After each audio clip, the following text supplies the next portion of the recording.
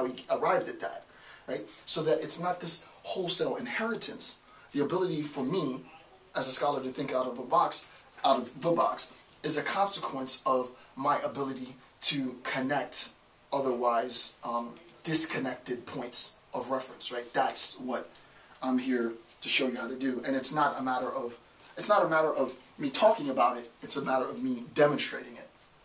Okay, so number 4, I want to read all of 411. No, 411, pretty important stuff. Okay, morality as supreme devaluation. Either, so we're going to have, and anytime we have either A or B, right? We're talking about a disjunctive, right? This is a disjunct. So either A or B. Either our world is the work of an expression of God. Either our world is an expression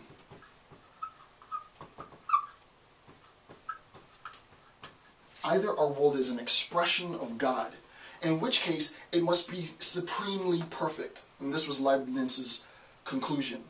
And one never doubted that one knew what constituted perfection. Perfection is the highest moral value, absolute valueness, absolute morality. In which case evil must only be apparent. Spinoza is more radical, applying this to the concept good and evil. So the idea is either our world, A, represents an expression of God, in which case this expression of God is absolute goodness, right? It's omnibenevolent. I've done a lecture series just on this point, right, which is the problem of evil. So just go into my, if you haven't seen it already, go into my main YouTube channel, type in problem of evil, and I think it's 3 or 4 videos. Either this world of existence is an expression of the absolute goodness of God. If it is the case that this world is an absolute expression of the absolute goodness of God, then evil, which is the whole point of my research, everything that I do is tied to evil in some sense, is incidental, right? Evil is merely apparent. There isn't any ontological evil. There is no real badness in the world, because systemically, holistically, God's omnibenevolence balances out the fact that little Mary got chopped into pieces, right? There is meaning, there is significance in her being mutilated and brutalized in a much larger cosmic order. Obviously, we don't have epistemological access as human beings to this cosmic order, so it looks apparent space as though it were evil, but in the grand scheme, it's just part of, you know, the cosmic order. So I want to read this bit again, because this is not necessarily intuitive. And one never doubted that one knew what constituted perfection, in which case evil must only be apparent, right? So if we say that either this world is an expression of God's omnibenevolence, God's complete love, if we say that, then we have to say that that love, that omnibenevolence of God, makes evil apparent. There isn't any evil as such, right? There isn't any ugliness as such. It's all apparent. So that evil becomes, if you accept this, so this becomes a conditional, if you accept this, then you accept this, right? If you say that this world is an expression of God's omnibenevolence, God's all goodness, then you're committed to accepting that evil becomes apparent. Why? It couldn't really be evil. God then would himself be the original source of evil. And I don't want to go into the Aristotelian uncaused cause, blah, blah, blah, but in order to prevent an infinite regress backwards, we have to begin with an original source. That source itself cannot be caused by some other force, so it becomes the uncaused cause of everything else. Since evil exists within this world, it has its roots back to God. If you accept that God is the source of all goodness, right? If you accept that this world is an expression of God's omnibenevolence, then the existence of evil can only be apparent. It isn't ontologically evil. It isn't metaphysical evil. It's apparently evil. You need a broader epistemological, cosmic understanding in order to see that.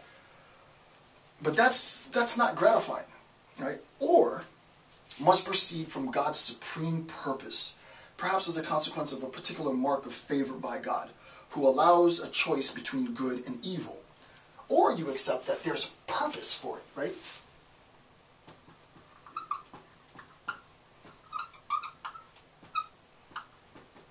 Remember, we're still talking about the role of the philosopher. This is why I wrote my entire dissertation on evil, because I read this, and I was like, he's telling me that this is what I need to be doing. This is what philosophers should be tackling. Philosophers should be tackling the problem of evil. Not only should philosophers be tackling the problem of evil, but they should be doing it in a more secular humanist sense, because the traditional discourse on the problem of evil, up until sort of my work and more recent work, has been wholly theodicy-based problem of evil within the theological discourse on this stuff, you know, God's existence and the existence of evil, blah, blah, blah. Okay, remember, again, still, the role of the philosopher. So, perhaps as a consequence of a particular mark of favor by God who allows a choice between good and evil, the privilege of not being an automaton, freedom at the risk of making a mistake of choosing wrongly. So that the purpose for evil is that if you assume that there's a purpose for evil, then you assume that that purpose is to establish human.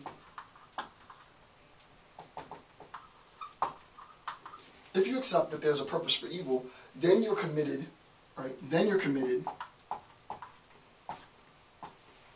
If you accept there's a purpose to evil, then you're committed to saying that that purpose is to establish freedom. How do we go about establishing freedom from the existence of evil? Evil exists so that we have a choice. I can do the right thing in the world, or I can do the wrong thing in the world. I can be wholly good, or I can be wholly bad. Okay, or our world is imperfect. Evil and guilt are actual and determined and absolute inherent in its nature, in which case it cannot be the real world, in which case knowledge is only the way to a denial of it, right? This world can't really have evil, right? Or our world is imperfect.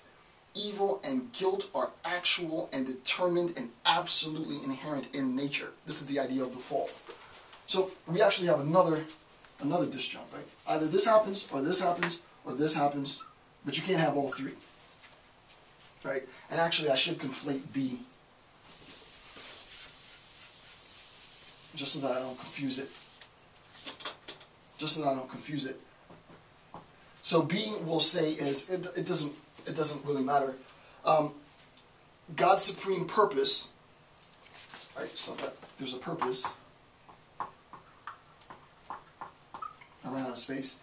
If you assume that there's a purpose, as I said before, then you assume that freedom is the consequence. If there's a purpose, the purpose is the source of what? The purpose to evil is the establishment of our freedom.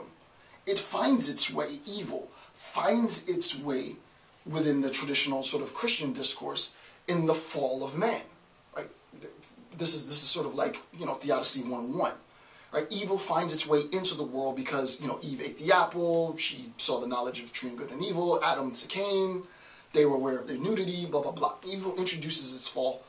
Evil introduces its way into this world because of the fall. Since then, everything is evil, right? Everything is evil. So, or our world is imperfect. Evil and guilt are actual and determined and absolutely inherent in nature. So that the purpose is that, right? The purpose suggests, the purpose is to force us to make a choice. Eve makes the choice between disobeying God or using her own freedom. This is important, right? It's not an easy lecture to give, right? Eve makes the choice